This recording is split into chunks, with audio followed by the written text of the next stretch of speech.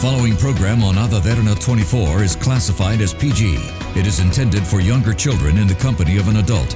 It may contain some suggestive dialogue, infrequent coarse language, some sexual situations, or some moderate violence. Viewer discretion is advised.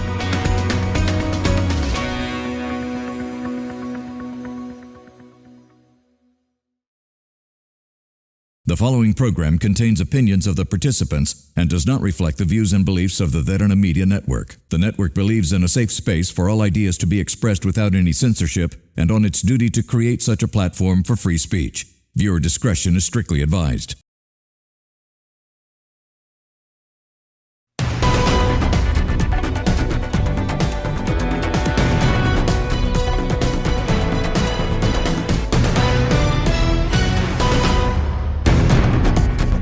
Hello and welcome to TPS, a program that we have carefully curated to find out the answers to questions that you care about the most, especially when it comes to our country. Now, the topic of concern for the past couple of weeks has been the budget. Today's discussion will also be focusing on the budget while also diving into topics such as the youth, the next generation of Sri Lanka. What is their plight and what are their impacts that come forward for them through the budget? What about the projects, the untapped markets that Sri Lanka has yet to conquer? Are we giving them enough confidence? Are we giving them enough clarity to go ahead with? And most importantly, how do we as a country, as one nation, come out of the debt that we have? How do we create wealth? Can we create wealth? Can our economic growth objectives be met? Now, joining in on today's discussion, on to my right, I have Maheel Bandara from the Dinana Dakuna Party.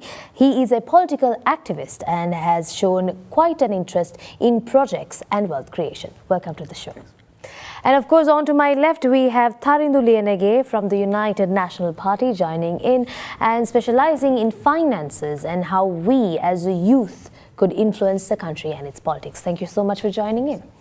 Now, gentlemen, to start off today's episode of TPS, I want to know what your individual opinions are about the budget. Now, the budget has been circulated, people have spoken about it, there's been a lot of media coverage, and even us at TPS, we have dived into different segments, different parts of the budget and how it impacts the country as a whole. But since the both of you represent two different political parties and of course, most importantly, the youth of Sri Lanka, we feel like there's a need for us to know what the youth politicians think about the current budget. Let's start with you, Tharindu. What are your thoughts? So from a broader point of view, from a bird's view point of view, how I look at the budget is that it's not just a mere spending money and gathering money. It's a policy document. I mean, anyone can tell that we'll be collecting this amount of money and we'll be spending on these sectors. But more than that, when you look into a budget, what you see is what do the government is really wanting to execute during the next financial year. So it's kind of like gives us a sense of what their policy is going to be and what they want to focus on. So from that point of view, from a bird point or from a broader point of view, how I look at the budget is that they have failed to address the critical issues of our country from a futuristic point of view, and they have also failed to address the social issues. So now any government, be it a right-wing government or a left-wing government, any government wants to have a balance in both sides, because if you want to focus on futuristic attempts, then there is no sustainability in terms of executing those policies, because the people who are living right now will be struggling and they will be opposing some of the measures that the government will be doing. So then in that sense, the government has to focus on the social issues. But if you only focus on social issues, then what happens is the future generation will not be getting anything out of it. So I see a lot of government trying to find the balance, but in this government, in this budget, it's a tragedy that I see that they have failed to address both sides.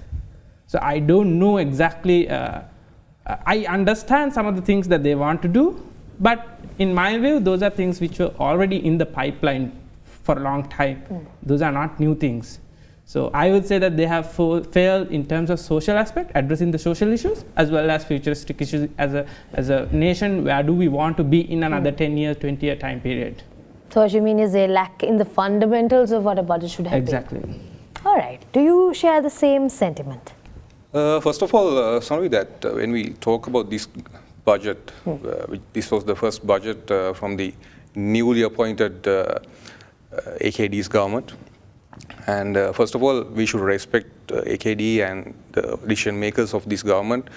There were rumors before this budget was presented in the parliament. There were rumors that AKD and this left-wing political party will exit from the IMF program. And we were in a crisis actually. We had discussions, but we cannot predict what they are going to do. But at last, AKD as the financial minister, he came to the parliament and presented the, actually it's a IMF program he presented, not the JVP or the NPP budget, I won't say like that. I will label it as an IMF program. So the main issue, what I see from the this time budget, now there are expenses, right, okay, but when it comes to strategically how we earn that income to cover that expenses, I think there are about 7 trillion rupee expenses they have predicted, but I don't see a specific strategy to get that income. They have appointed and they nominated few income sources as taxes and other things, but when it comes to covering all the 7 trillion rupee, and we have have a small interval in the debt restructuring, but on 1st of January 2028 we have to repay our loans, we have to start repaying. So this will be crucial 3 years time. We have to find solutions, we have to find strategies how we can earn that money, earn that wealth and create that wealth in the country. But I don't see that perspective and that point from this budget. And second, this government made, when in their campaign, presidential election campaign, and as well as in the general election campaign, they pointed many promises, right? So they promised that they will negotiate the IMF program and likewise, right? But when they presented this budget, this is actually, Ranil was doing the same thing, and the last government was doing the same thing, and people changed, and they wanted a change in the government. But the new government also doing the same thing. So what happened to the promises that they made for the public and for the voters? I think most of the promises are fake now, and they lie to the people, and they got the vote. And I think people should understand, not right now, but in the future, they should understand what the government is going to do. I have a question to the both of you. Now, a lot of our guests have mentioned the fact that during the NPP's political manifesto, general elections, presidential elections, there were a set of promises, like you correctly mentioned, that they have put forward, of which they showed a negative, sort of like a resilience towards the IMF loan, ensured to say that everybody will be treated equally, pay will be made equal, socially Sri Lanka will thrive, and such and such. A lot of people claim that these promises have not been met. According to your opinion, could you clarify those promises that they have kept, those benchmarks that they have set for themselves? Was it unachievable, or rather is it unachievable and they just blew it up out of proportion? Or do you think currently it is a benchmark that can be achieved, it's just that they are not achieving it, they don't have a motive to do so? What do you think? I think that if you I can remember that their main general secretary is Tilwin Silva, and even Anurukumar Dissanayake as the president. After the general election, there were some public rallies, and they told, I could quote that, I have that videos as well. They quote that they, with their solutions, right, the economic crisis, they stable the economy. That was the statement given by Tilwin and Anurukumar. That's false. Ranil did it.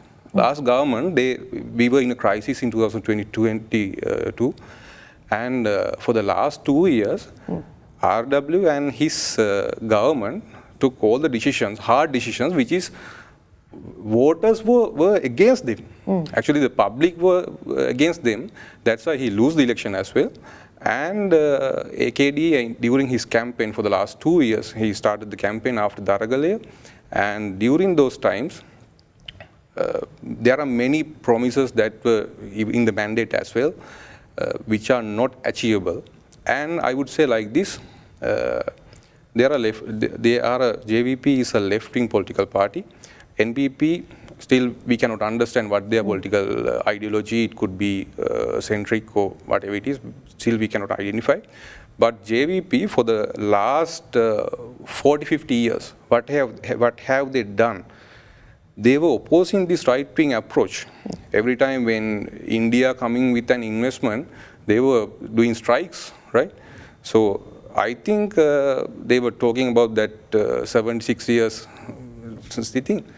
They are a main part of that thing as well. So all the promises and the points they made in the campaign, now I see there's a huge gap between the campaign and the reality. That's the attack for them. But it is achievable, it's just that they were not able to do it. They are not delivering on their promises. My point, Sanvi, that there are some things that those promises are long term, right? But in a short term thing, that every person in the country, they need short term achievements. But that's not realistic, right? So the leader should have a vision to achieve that wealth and the lifestyle which especially youth, right? I think especially as a young person, I think our dreams has to come as a reality, but when it comes to the governance, we should have the leader should present a vision, a long-term vision. A realistic long-term vision. Tharindu, do you think the current government capitalized on the frustration that the country had? And do you think that's why they gave those promises? More than that, I think it's a lot to do with the ideology. I think what has happened is that they have become the victim of their own thinking. They wanted to raise the bar to a limit that it's not possible for you to reach that high overnight or like within a one period of governance. So, I mean, let's look at it like from a historical point of view. Now, if you read into the contemporary political history of Sri Lanka, you see that a leader like J.R. Jayawardena, former President J.R. Jayawardena, back in the days when he was the former finance minister in 1953-52, at that time itself, he saw the core issues that the Sri Lankan economy is facing. And when he wanted to find a way out, he sort of like, scanned through the Sri Lankan university, within the Sri Lankan university academias, economists, and he wanted to reach out to them and see, what alternative policies are there in terms of like handling these things. But the ideology within the country, even through the university system, was like everyone was towards the leftist ideology. So he couldn't find a single person within the country who would give him a alternative solution. But it was former President Ranil Wickremesinghe's father, Mr. Esmond Wickremesinghe, who introduced an economist in India to Mr. J.R. Jayawardena.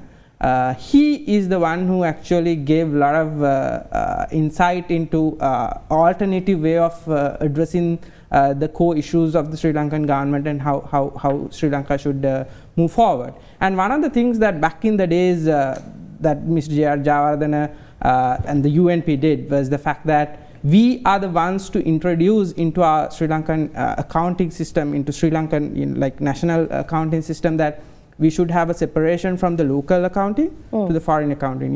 We need to have a separate statement on how do we deal with the foreign markets. Are we having a reserve, or are we having a deficit or a surplus when it comes to our trade with the foreign nations? Within the local government point of view, like within the local context, are we having a deficit, are we having a surplus?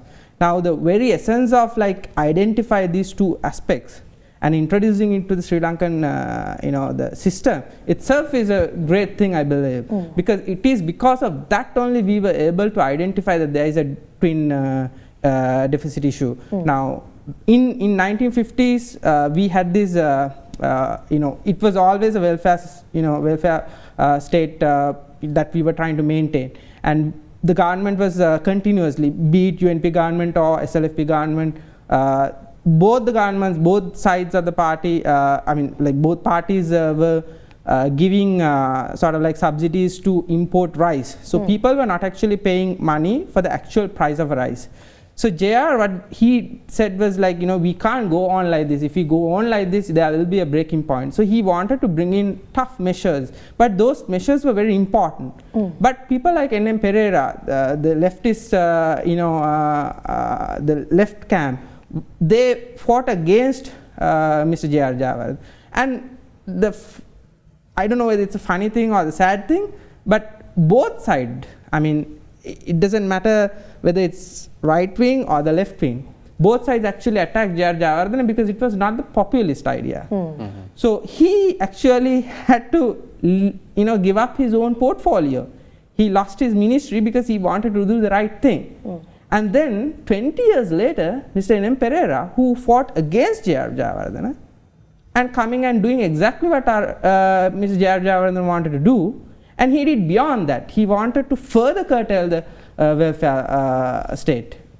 And it went to a point where you won't believe in Mr. N.M. Pereira from a left camp. He said, if you go and get some medicine from the national health care, you have to pay a price for it. You will be issued an invoice and you have to settle that amount. Now, he went to that extent. Now, my question is this. If he was in line with JR 20 years ago, in 1953, we could have done that in 20 years ago. And he agreed with what UNP said 20 years later. And then it took another 5 years. In 1977 only, JR was able to do it. Now, that 25 years is 3 generations of this country. 3 generations lost their lives. The opportunity cost that you can't recover. So from that essence, what I see is that this government is doing the same mistakes. They are doing what we were supposed to be doing 10 years ago, 20 years ago. Just because that they are doing what we were supposed to be doing 10 years ago, 20 years ago, doesn't mean that they are doing the right thing. They are way behind the world, I would say. We are not competing with the international communities. We are just trying to. There's this funny. This song.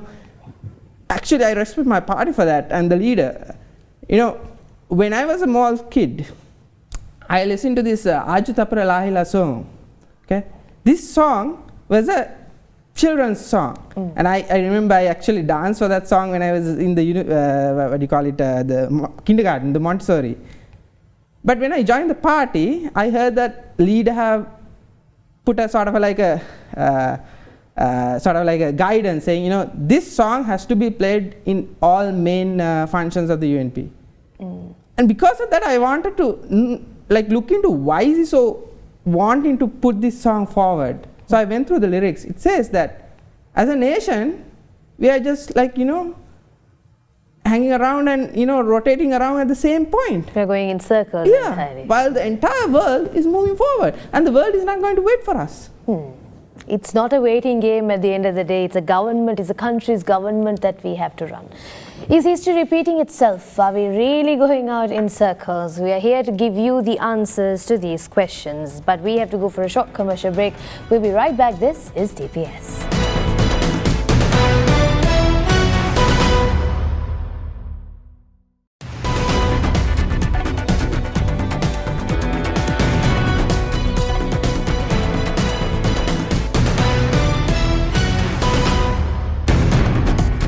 Welcome back to TPS. We're talking about the budget, but we're going into different aspects of the budget, not exactly into the contents of the budget, but rather how the budget affects the country, specifically its youth. Now, the youth of Sri Lanka is what's left of Sri Lanka to take it forward. Our previous rulers, our previous politicians, our older generations may or may not have made wrong decisions, but some right, because we are currently surviving this economy and we are here right now. But for the future, what stands for the future of Sri Lanka? What stands for our generation? What stands for the generation that comes after us? What really happens to the future of Sri Lanka? Now, Tharindu, you touched upon the fact that we're going in circles. But the real impact of what the current government is doing, what the current politicians are doing, will trickle back down to us. Let's talk about that. Now, with the promises that NPP has posed and the fact that they are now going down a path of being the more popular party, and they're giving in sort of policies that may sit right with the people but would reflect negative on the economy, where do you stand between all of this? What is your point? In simple word, I will say frustration. Let me give you 2 points from the current budget. Like, they want this government, the President Anukumar Dissanayake as the finance minister wants to allocate 20 billion rupees for Sri Lankan Airlines, settle that. Now the question is, now I actually disagree with Maheel when he said that this is the IMF budget. This is where the disagreement can be like very like it's very black and white. Now what IMF does is that they gave a framework. Within the framework you can play around with your policies and whether you can focus on things which is really needed. Now when they allocate 20 billion rupees for Sri Lankan Airlines, there is an opportunity cost for that. Now you have to remember that IMF, because of the IMF agreement, there is a cap of spending, expenditure.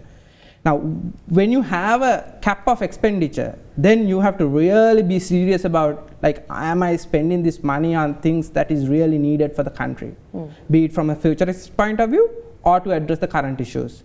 Now, this 20 billion rupees is given to an organization which have failed having public administrators running the business. And it is just another example of circling around the same thing, I mean, they were making profits, Sri Lankan Airlines were making profits at the time when they had a merge with the Emirates, it was literally operated by privatized. We were making profits, and then, because of political reasons, it was taken over.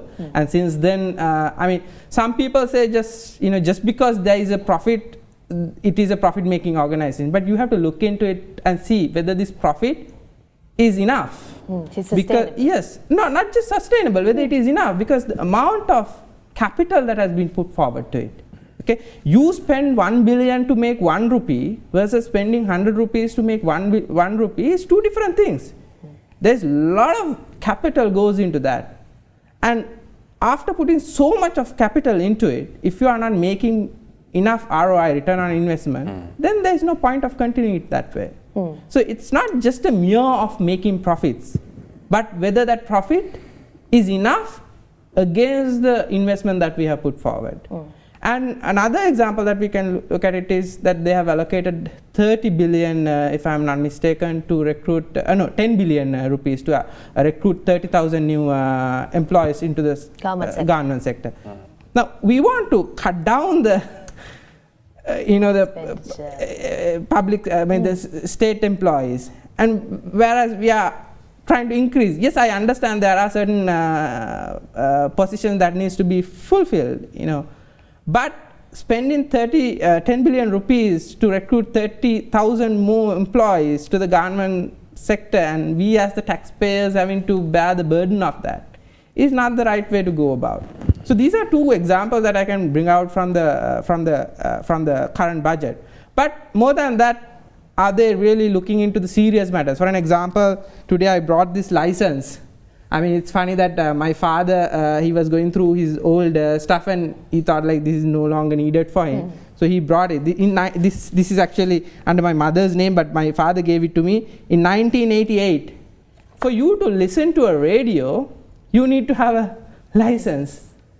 That means to say you, the person who's at the other end of this show, as a youngster or youth, for you to watch this television program, you will have to have a license back in the days.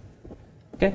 So, is the government focused on removing bureaucracy? Now, this is just an example of where we were. Now, today, if you want to go and purchase a bottle of alcohol, you have to go to a particular place where they have a license to sell it. Now, let's say Maheel is having a license and he's allowed to sell alcohol and I'm not. What difference does it make for you to purchase a bottle of alcohol from me versus him? Yes, I think there should be regulation in terms of like, it should not be sold next to a religious place or to next to a school. But that shouldn't restrict from Maheel only being allowed to sell it versus I'm being allowed to sell it. That means to say the bureaucracy wants Maheel to either make money or for me to make money. So why not make it open? Do we really need regulations into some of the things that we have put forward? How I see is that, government should be focusing on trying to understand what other regulation that should be lifted in terms of cutting down the bureaucracy. Because people, there is a layer in our society, they are dancing on top of this bureaucracy and they are manipulating everyone's life. So only if you bring more linear government and more transparent regulations and regulation that people can understand, then only we can move forward fast. Now, from economic statistics point of view, in 1961 we had the lowest GDP, per capita income. I think $961 odd, if I'm not mistaken, less than $1,000. And 2017 or 2018 we had the highest per capita income. So when right-wing government is in place, we had the highest. When there is a left-wing government, we had the lowest. It tells the whole story, I believe. Now, someone can tell and say, look, it could be that Mrs. B did not have the time to come out of the, she didn't have the time to execute, but she took over the government in 1960. By 61, she should have been at least, done something to not to score the lowest per capita income. So how I see it is that the government is not focusing on important matters in terms of futuristic approach. Now, we are a nation, we are an island nation. We are important in the international arena because of our strategic location. Now, about a month ago, World Bank published a video indicating a project which is going on in India, where they are building a multimodal economic corridor.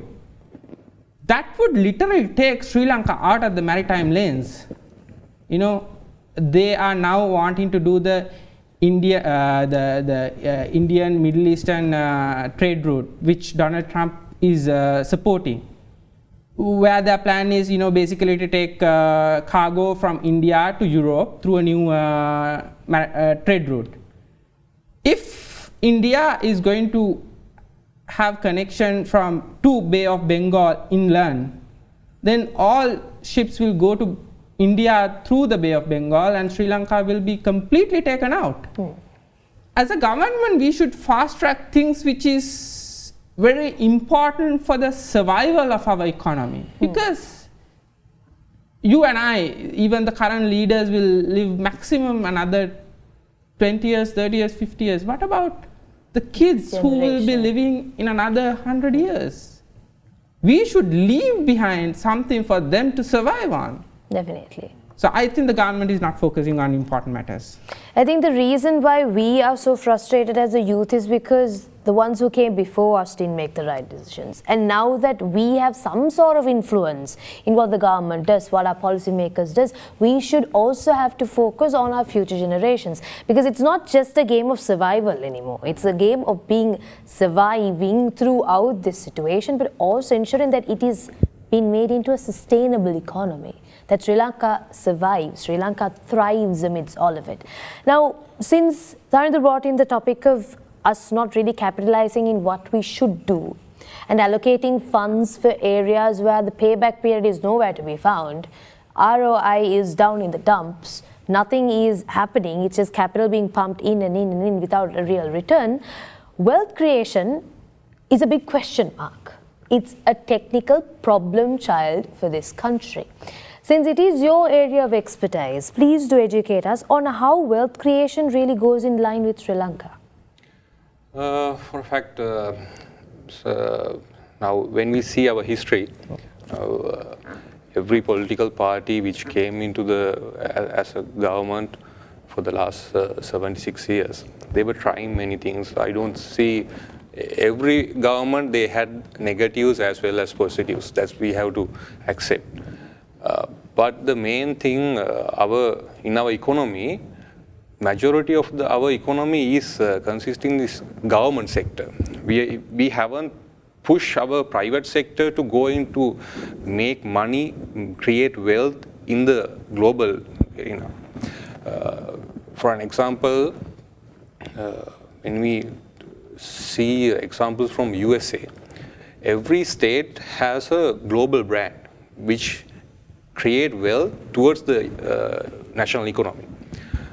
But in Sri Lanka, still we haven't created a global brand.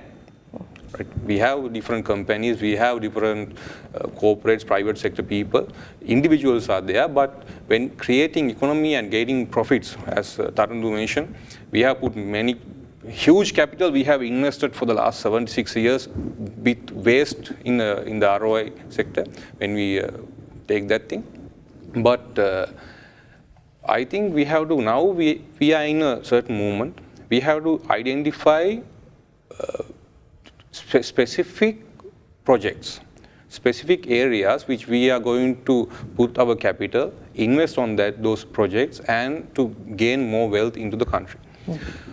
For an example, now this government also trying to go with that calculations and with the tourism arena, tourism industry. But that in tourism, we have to sell our story, right? We have to sell our story. There are many stories in Sri Lanka. We have to sell that thing. It's about attraction. Attraction, right? What are we selling? Now, every time when we discuss about tourism, some consultants, they are focusing on Bangkok, Thailand, that model. Some, they focus on Maldives model, right? I haven't read a single paper which Sri Lanka can identify our specific characters and to launch it and brand Sri Lankan tourism with our story, right? I'll tell an example. Now, these days we were working on this Raman trail. There are many devotees from India and especially I think from the global population as well. There are many people who can come with that attraction. Sri Lanka, we doesn't tell our story. The Indian can come to Sri Lanka to visit these places, but we haven't brand these locations, we haven't invest in these locations, and especially what our guide says to the tourists when an Indian come to the Raman Trail, our guide should tell our side of the story, right? We have a huge story about Ravana and Sita, that story. So we have to do research. Our cities should do research on those things and create that story, right, to attract the tourists. We are not doing that thing, but Bali is doing that thing. Bali, they are doing performance and every day they have performance about Ravana, and Ravana is not connected to the Bali history. But we have, and we can tell that story, but we are not doing that thing. So for tourism, I think, for the wealth creation, we are now focusing on the numbers, how many tourists has come to Sri Lanka. Now 2 million last year, 3 million this year, next year 4 million. That's not the way of wealth creation. We have to find a specific high-end market, right? It could be Europe, it could be Japan. Now, I recently found something. There's a huge trend going on in the tourism industry, known as wellness tourism, and there's another sector called archaeological tourism. And I saw that one of the ministers, he's telling about the aliens and he's going to attract tourists from that alien site as well. Good concept, but he didn't brand it, he didn't tell the story because he's from a left wing and he's telling the right wing thing, so he cannot tell that. That's the thing I got it. got point. But these things we can do. There are many countries in the world right now. The elder population is very high. Japan, Australia, USA, likewise. Sri Lanka, we can pitch this elder population and take them here as for our wellness tourism. For an example, you see Spa Ceylon, what they are pitching that idea. They are pitching the wellness tourism, and more tourists will come here. So government should identify these kind of concepts where the tourism industry can grow and get more attraction from the tourists to come to Sri Lanka. Yesterday or day before yesterday, there was a clip from USA, I think, a TikTok video. He's asking about the person who's doing the TikTok, he's asking about Sri Lanka. The person is not knowing about Sri Lanka. Many of the world, they know India, but they don't know Sri Lanka. So we have to brand our country in the global thing, right? This is the international game, right? International economy. The technology is far advancing day by day. The technological revolution, we have to catch in the right moment, correct moment. We haven't done that thing. Another example I will take, now the renewable industry, renewable energy is a energy where we can get low cost energy, right? And it's for the common people as well. But you see our transportation, right? We haven't invested on the electrical vehicles, right? I think a normal electrical vehicle, three-wheeler will cost more than a fuel three-wheeler. Normal fuel three-wheeler will be around 2 million, and electric three-wheeler will be about 3.2. So the normal tuk-tuk driver will purchase the fuel engine. That's why when we talk about the last government, I was working on that certain area. RW was pitching, the previous president was pitching the climate change funds. He was going to these green funds. That was a new trend in the funding. Now there are many people in this government, in their campaigns and for the public, they are saying many ideas. They are telling many projects. The main thing Sri Lanka we face is project financing. As Tharindu said, our ROI is very bad. Our bureaucracy is very bad. Corruption, it was very bad. And the next thing, our population is very slow. It's just 2.2, right? So when it comes to these electric vehicles and other things, no one will come and start a plant here because we have a less population. Our market is very, very small. So government should identify these kind of productions areas where investor can come and start a plant here or a manufacturing infrastructure and to supply, re-export it to Indian market, because India is a huge market and there's another market in Middle East as well. So I think now this government, as I said, they said many things, but when it comes to wealth creation, and especially I had mentioned, you get the stat from 2005 to 2015, during Maheel Rajapaksa's regime, that time, there were many injections to the economy. There were many FDIs came and many projects started. And because of that, our middle class has been expanded in a huge way. Now, this middle class need that kind of economic stability. They need more income. Now, we can get a degree from a university and come into the job market, earn 100,000 rupee or 200,000 rupee. That's not enough right now. We cannot pay our bills, we cannot pay our finance to the vehicles, and if we go in for a mortgage loan for a housing, we cannot pay that thing. So we have to have extra income sources we have to identify, and government should do that.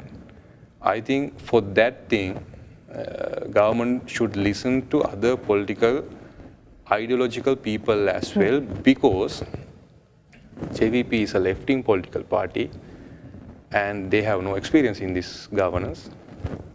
They could learn that thing. I'm not going to. But it's collaboration that is required because at the end of the day. I see this economy as we have every 5 years we have changed the government, we have built many certain areas in our house, but still we haven't put the foundation. Definitely. It's collaboration and fundamental policies that will, of course, strengthen our government. We have resources in the country. Many may argue we may not have enough resources. But the way we see it, and from what I have heard from you two gentlemen, is that we have points where we can use, if proper necessary actions are taken to ensure that these areas prosper, be it tourism, be it our literacy levels, our labor, which is a massive source that we have right now. If we can market Sri Lanka to the world in the proper sense, in the proper view, we can completely transform the country. We can transform its economy, because the old ways of how the country was to be run, how it was done previously, that's done. It's expired. The world no longer runs that way. We need to find what our niche is and capitalize on it. Now, gentlemen, a very fruitful discussion that was, but we will be having to move on to our closing remarks shortly, right after this break. This is TPS.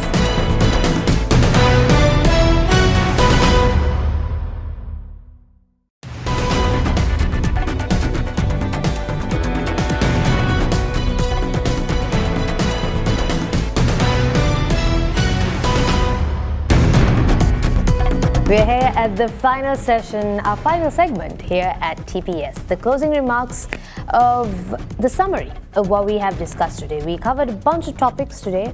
We looked into the budget, we looked into wealth creation, we looked into financing the country in an overall perspective. And the key topic of discussion with the budget was youth. Youth in politics, youth in the country, and the future of the next generations of Sri Lanka. Now with that, let's move into closing remarks, starting off with you, Maheel.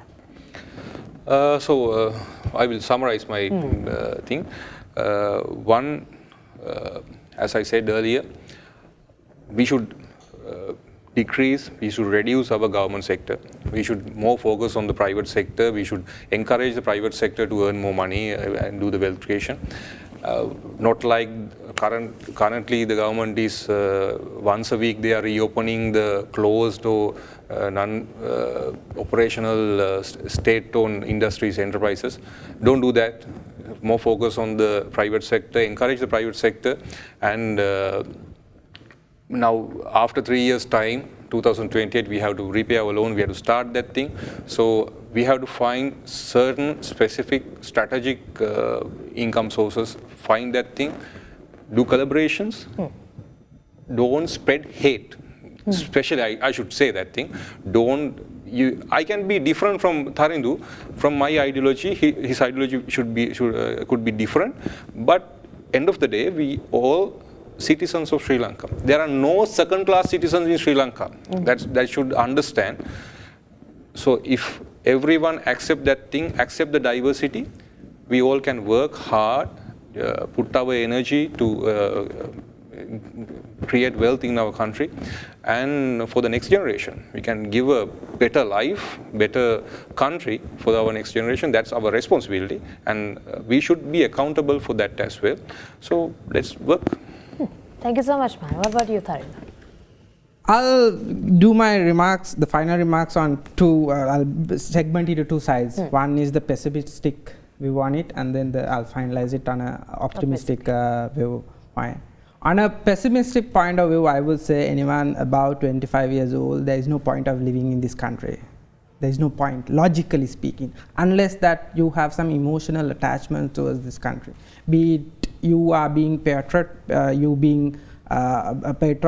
or someone who really wants to pull off this country to a better position, or be it that you are stuck here because you have to look after your parents, or be it for some other emotional reason. But from a logical point of view, anyone about 25 years old, there is no future here if you are only focused on your own well-being. If that is the case, there is no future here. I can logically prove it, but we don't have time for it.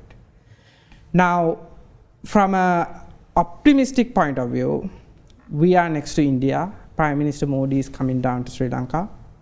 And the southern part of the India is going to be one of the biggest growing areas. And even if you look into the whole Bay of Bengal region, we have beyond 2 billion population. That's a huge market. We can tap into that. And then especially the 5 states like Tamil Nadu, Karnataka, Telangana, and then Kerala. There are 5 and Andhra Pradesh. Those 5 states, we should integrate with those economies. We need to integrate Sri Lanka with India. And I promote actively that we should have not just connectivity through means of economy, through means of policy, but also land connectivity. Simply because then it brings the ease of passing through geographical areas, and it increases the economic activity, and with that bring a lot of expansion, growth, and job creation.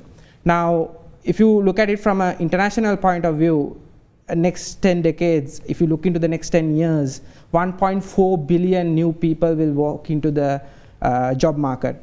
And within the current predictions, we can generate only about 400 million jobs. Then there will be another almost like 800 plus million people who wouldn't have any jobs. What would that create? It will create chaos. It will create uncertainty, and it will create a lot of problems, not just within Sri Lanka, but at an international point of view. So, optimistically speaking, what I would say is that this government has the trust of the people. What they don't have is the capacity and the know-how to pull off this economy to make it a thriving economy. So for that to do, what I would say is that when former President Maheel Rajapaksa was trying to protect Sri Lanka during the hype of the war, he had this Kalukopi Givisuma with the United National Party. It was one of the points which allowed former President Maheel Rajapaksa to complete the war. I don't believe in victory through war, but we were able to bring an end to the war. It's because all parties worked together, especially the main opposition back in the day, United National Party, was willing to keep the political future aside and support the government for the sake of the country. So I would say that current government has the trust of the people. We don't, that's why we lost. But we have the capacity, we have the solutions, we know how to get things done. So why not start a discussion with the United National Party? So I would say this current government, the president and the finance minister and all the top managers or top leaders of this government consult United National Party. We have the solutions. So you all might have a better future in politics if you get our support. I feel like it's all about collaboration. Today's discussion was entirely about collaboration, because if you put your heads together, if all parties actually come together and sort of bring forward the policies that the country so desperately needs, because like you correctly said, Tharindu, the people trusted NPP, and that's why they won.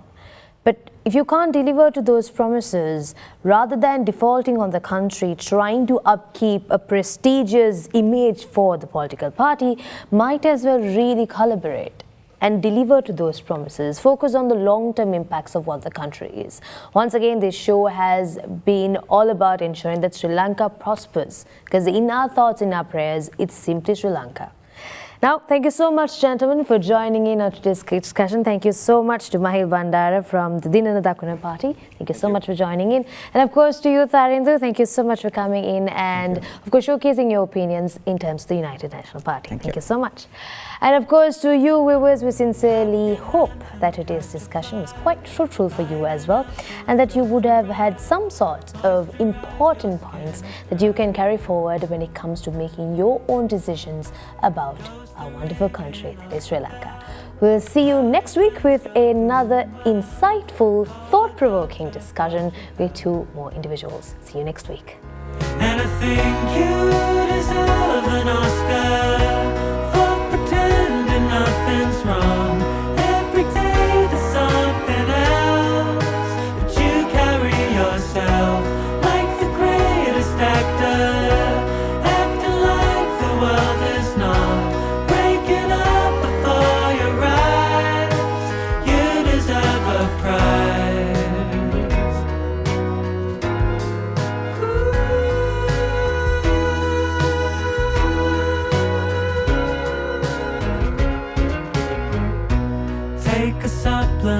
for sun.